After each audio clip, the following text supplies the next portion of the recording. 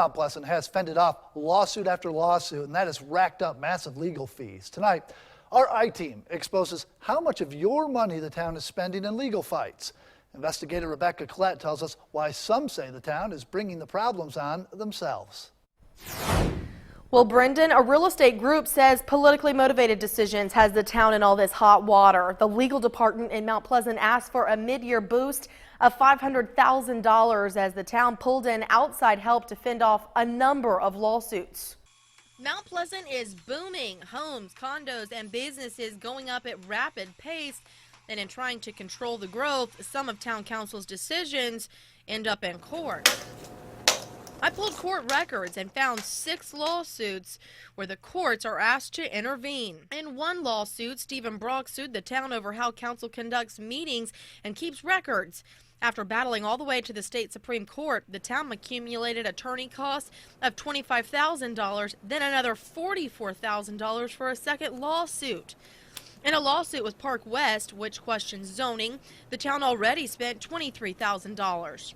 After denying a project at an old TV station on Ben Sawyer Boulevard, Middle Street partners sued, which cost the town $14,000. A battle over a cell tower cost $2,000. And in a fight with the Save Shem Creek group, which was finally settled, the town spent $5,000 on outside help. There are a lot of lawsuits flying around. So many lawsuits, in fact, council approved an additional $500,000 to pay for outside legal help. And the in-house legal budget jumped from $537,000 in 2014 to $694,000 in 2015, a difference of $157,000. So where's the money going? One thing, a lot of printing. Today, the town has been required to provide 30,000 pages to Middle Street partners and another 8,000 to the Park West development.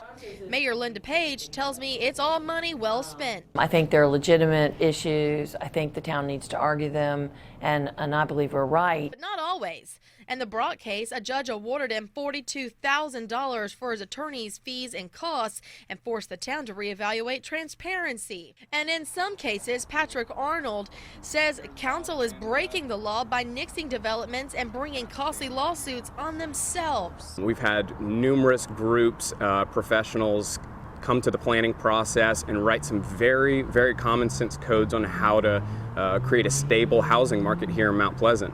And they're willing to ignore that for the opinion of a few that don't understand the process. Here's what's happening. The town has land and it's designated for how much and what kind of homes can be built on it. Well, in at least one case, a developer came to the town with their plans that fit inside those parameters, and the town still said no, sparking the lawsuit.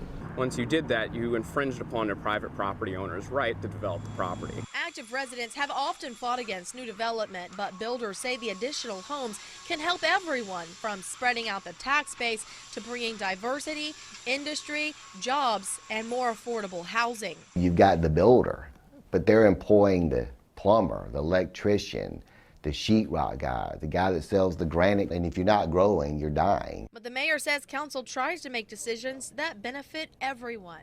It's a lot of information that comes before council members every month to make these decisions, but we don't do them hastily. This month, the town starts setting their next budget. There isn't a clear picture of exactly how much money will go to the legal department. Rebecca Collette, News 2.